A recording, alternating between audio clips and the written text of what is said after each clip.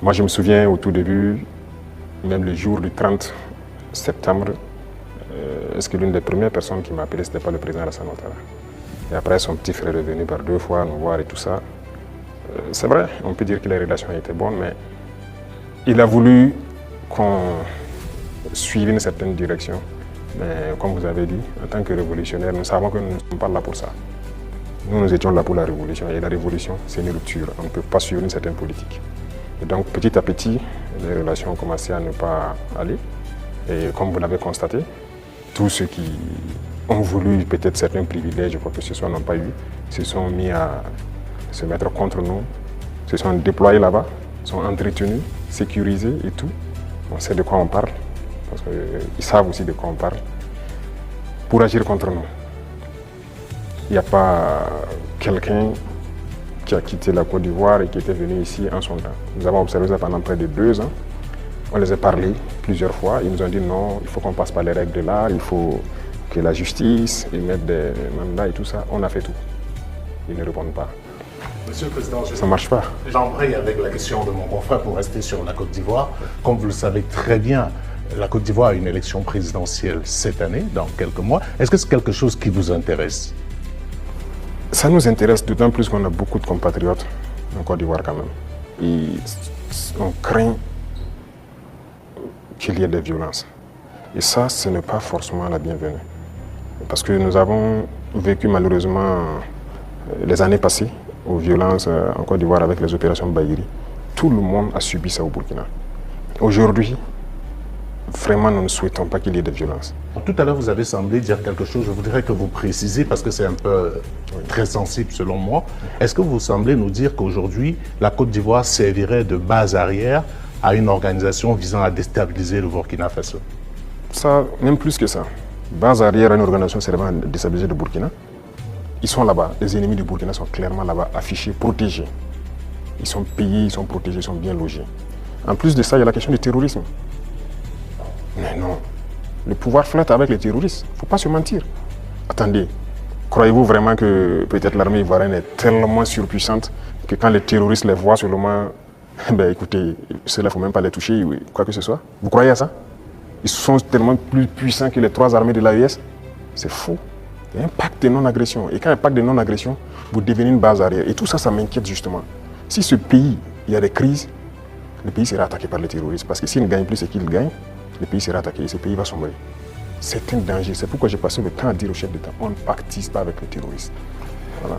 Alors, Monsieur le Président, qu'est-ce que vous répondez à ceux qui disent, bon, la géopolitique quand même avec la Côte d'Ivoire, ce pays voisin, qui abrite la plus grande diaspora burkinabé, alors que, bon, vos contempteurs vous accusent de pratiquer la diplomatie du muscle avec ce pays, au détriment justement de nos Paweto qui sont là-bas. Qu'est-ce que vous leur répondez?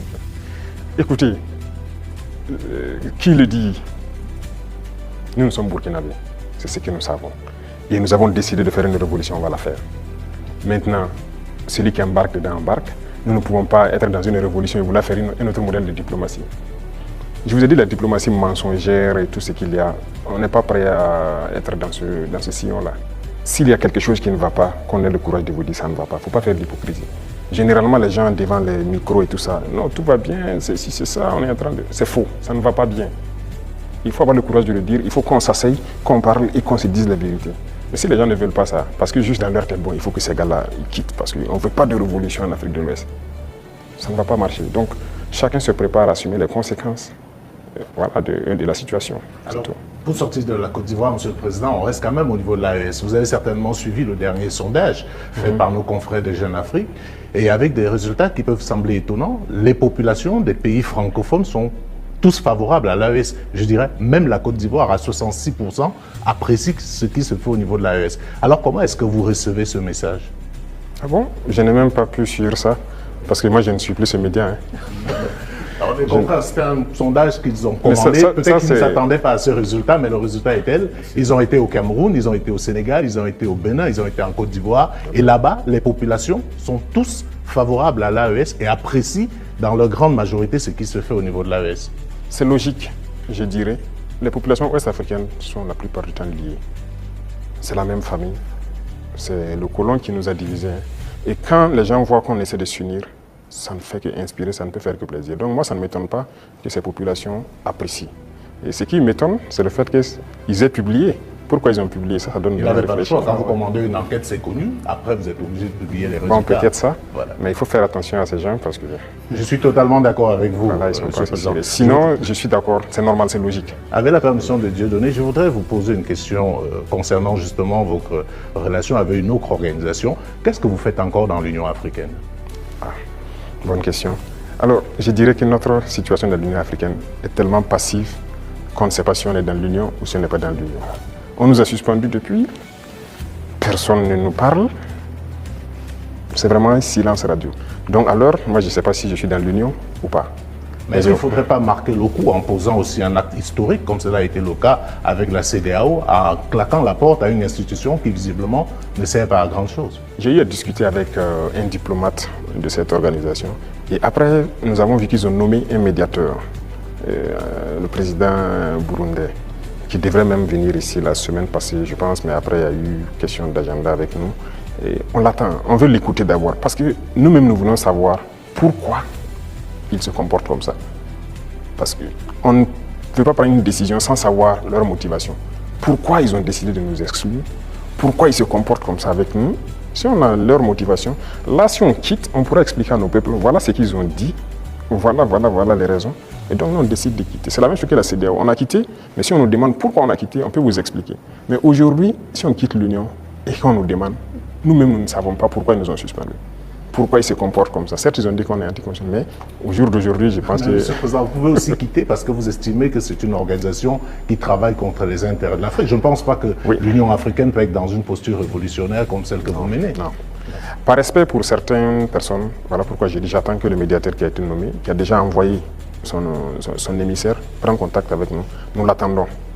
C'est par respect vraiment pour ce président. Nous l'attendons qu'il vienne, qu'on discute, qu'il nous dise ce qu'il y a et nous lui dirons les conclusions de nos débats. Monsieur le Président, on va aller au bord de la mer Noire, en Russie. Alors, la science a l'art de ces instruments. Vous avez fait des études scientifiques. Alors, lors d'un séjour à Moscou, vous avez demandé au patron du Kremlin de nous apprendre à pêcher le poisson au lieu de nous donner le poisson, le transfert des technologies.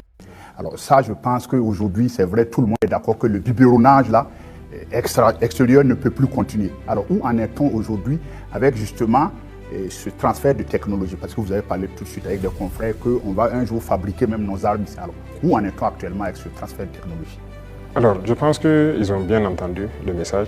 Je l'ai clamé en 2023 pendant le sommet de Saint-Pétersbourg. On nous a donné du blé, il ne faut pas qu'on aille encore demander du blé, il faut cultiver. Si on nous donne du poisson, il faut qu'on apprenne à pêcher.